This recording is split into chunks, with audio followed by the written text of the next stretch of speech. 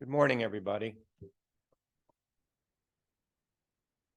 I know many of you are here, but I'm glad to see new faces too. I'm, of course, glad to see faces I've known for a long time. So I've had the privilege of being a founding board member of Save Mount Diablo and a 50-year career in parks, and particularly in the East Bay Regional Park District. But what I wanted to have the opportunity today for the 10th anniversary of this organization's effort, Save Mount Diablo's effort to bring more science forward about conservation in the East Bay, is talk a little bit about a very close friend of mine, which Seth, of course, has mentioned earlier, but Mary Bowerman, actually her name is Leon Ada Bowerman. She went by Mary for friends. I met Mary Bowerman in the 1970s on a bus ride to Sacramento when the East Bay Regional Park District was before the legislature asking for a 20 cents increase in their tax base. This is pre-Prop 13. So the legislature in Sacramento could raise your taxes by an act of legislature and signed by the governor at the time.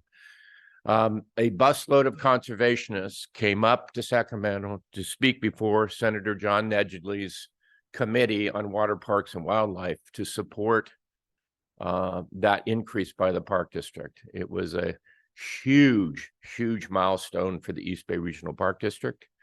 It said that if that passed, it would be a 60% acquisition fund and a 40% park development fund. So real big emphasis on more parks. I sat next to Mary on the bus. I hadn't known her. She was a very quiet person, but she was kind of an awe figure, Dr. Bowerman. And I think it's important to know that she was much more than what you've heard about founding Save Mount Diablo and a pioneer botanist in California, and of course, her incredible botany work on Mount Diablo. Little did I know that I would be asked by her to become the executor of her estate, and that her total donations to several organizations would be over $3 million at that time. And a big part of that went to Save Mount Diablo.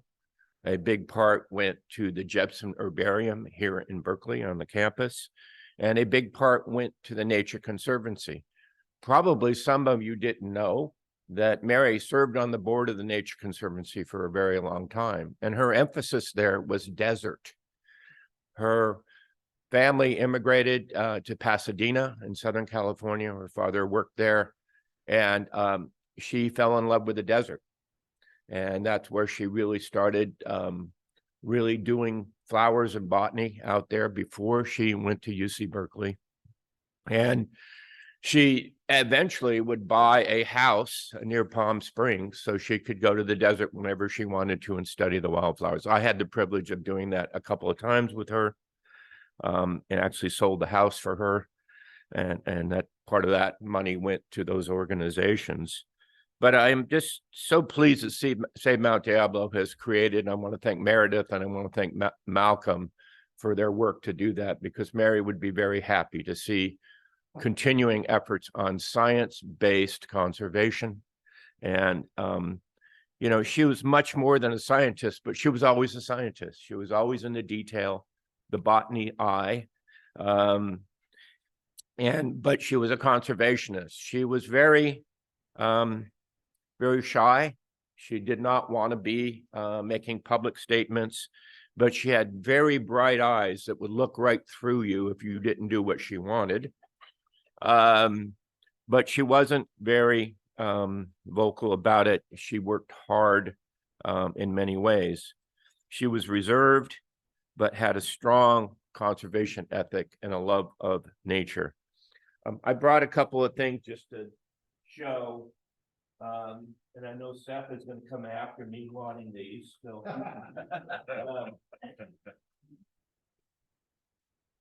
but her love of nature started at a very young age. This is Mary's grade school book on birds in England. And the date on this is 1920.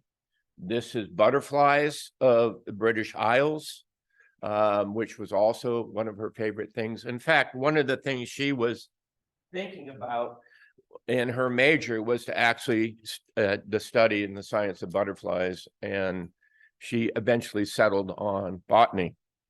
I think you've all heard the story from Seth and from Save Mount Diablo about the fact that she was a student of Willard Jepson at UC Berkeley, but that she got picked for Mount Diablo because her father had bought her a car. And it's a beautiful, you see the pictures of it that they've shown many times. It's really a neat thing to see that. But her father, they were in Southern California, and he wanted to make sure that they would get visited by their only daughter. And so she had a car and she could go to the desert and visit her family. What you probably don't know is that after she started her work on Mount Diablo in 1930, and think about this, 1930, there was the toll roads originally to the summit of Mount Diablo, but think about how remote that was. Think about that was all private property. The difference between some conservation efforts that are very successful and what Save Mount Diablo and the East Bay Park has done is almost all the land in the East Bay was private. It was cut up from ranchos, it was sold, it was homesteaded. And so there wasn't large pieces of US public lands. And so it was really, really amazing that this young woman by herself would venture out into these wildlands and be all over that mountain. She personally contacted every private property to get permission to go do her botany. Only the very top of Mount Diablo was in the brand new park system. So 1930s, 1928, Frederick Law Olmsted Jr. did the very first statewide survey for a state park system. Mount Diablo was one of those. So here's that brand new survey of state parks and a brand new state park, 1928, 1930, she's doing her studies.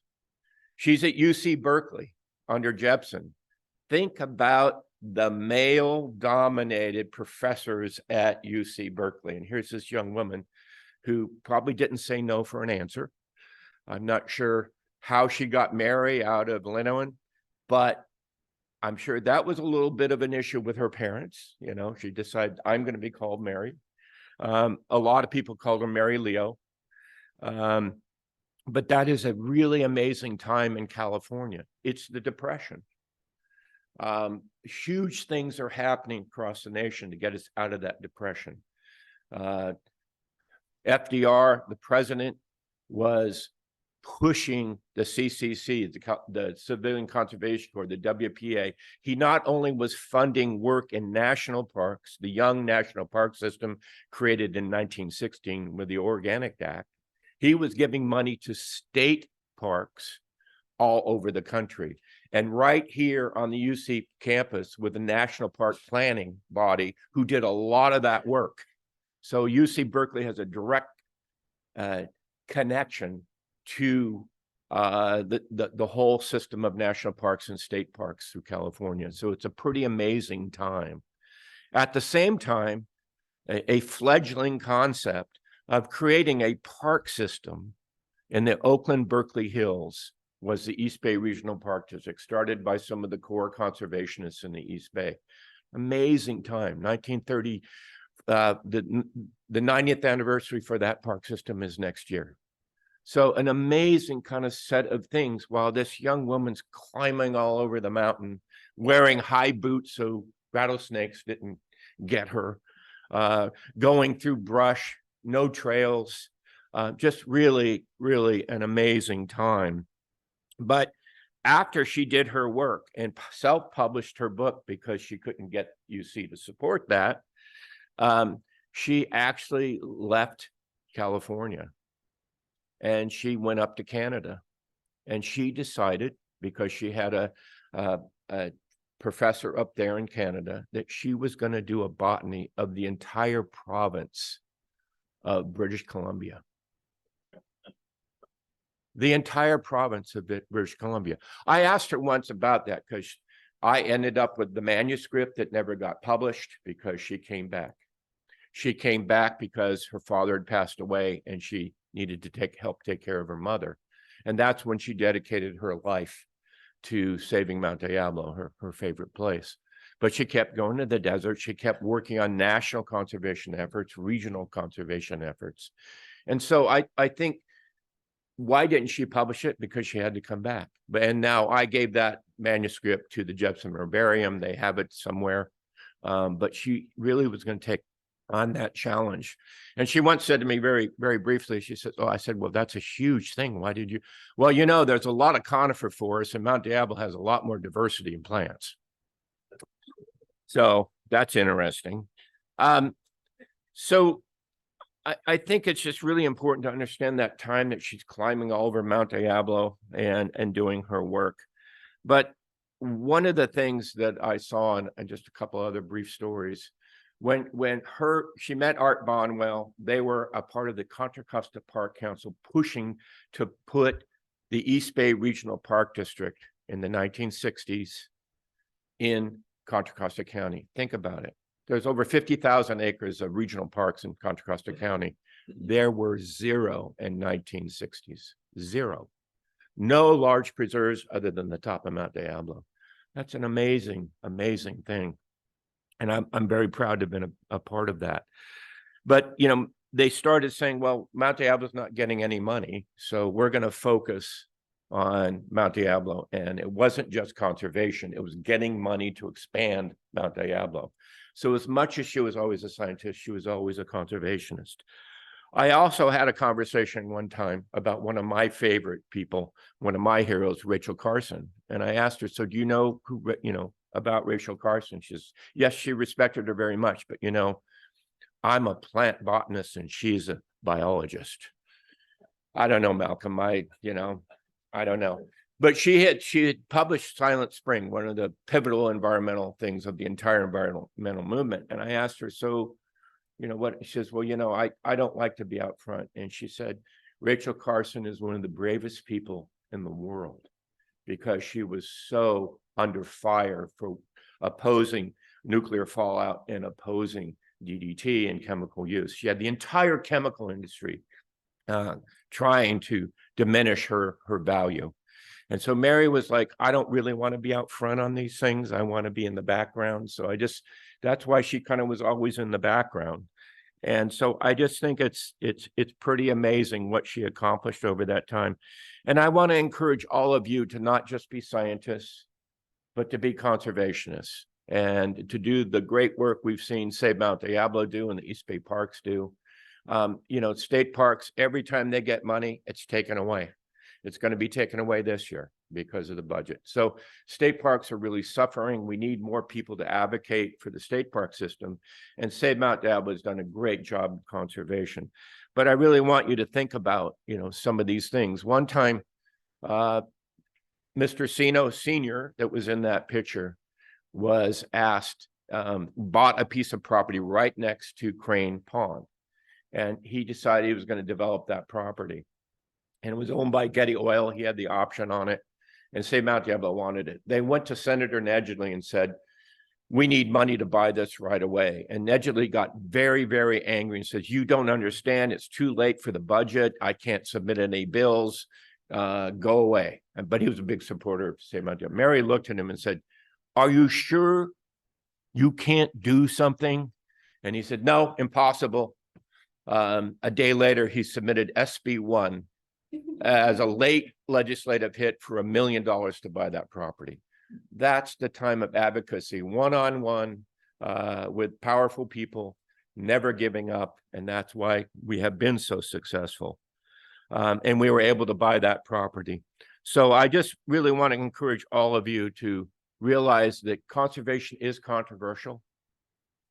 John Kennedy, when he was a senator, saw the first report on climate change. and it affected his support, and he supported Rachel Carson and had Stuart Udall, the Interior Department, Secretary of Interior, help write her public relations articles for the publish of her book, Quietly. That's really something, you never heard about that. Jimmy Carter had solar panels on the top of the White House, and Reagan took them off. So think about where we would be today if we would have had those opportunities to move forward on climate issues, to move forward on energy issues at that time. We lost a lot of ground. Where we didn't lose ground was the conservation effort of land. So be vocal, whether you want to be quiet or write a letter. Mary wrote tons of letters. And think about how you influence park agencies to keep acquiring land and people to support science-based, to say, this is why this is important. And so I just really want to thank you all today. I want to thank Save Mount Diablo. I want to particularly call out Malcolm for his entire career of being a professional and a conservationist at the same time, and had many, many conversations quietly with me about what he found and what I was interested in when I was doing acquisition for the Park District. It matters. Everybody can have a role and make a difference. Everybody talks about influencer. Mary was an early influencer, and so can you. And it's a legacy that we have to do in the East Bay with the challenges we have today. Thank you very much.